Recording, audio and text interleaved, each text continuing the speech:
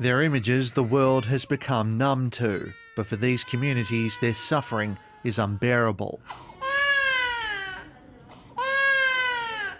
At a camp outside Mogadishu, Fadumo sits by the graves of two of her children.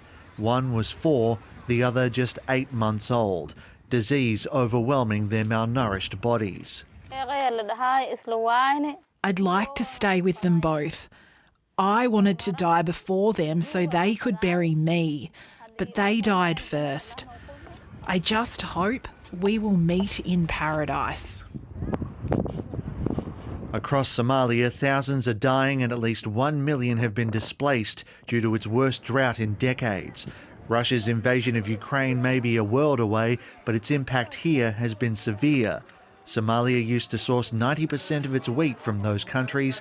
Now food is so scarce and death and disease so prominent. The United Nations says yet another famine is at the country's doorstep. This is a final warning to all of us. The situation and trends resemble those seen in 2010-2011, except now they're worse. The unprecedented failure of 4 consecutive rainy seasons, decades of conflict, are pushing many people to the brink of famine. The UN says there are concrete indications famine will occur between October and December this year and will last until at least March. We know from experience that we cannot wait for a formal declaration of famine to act. So for months, we have been working to scale up our life-saving support in Somalia.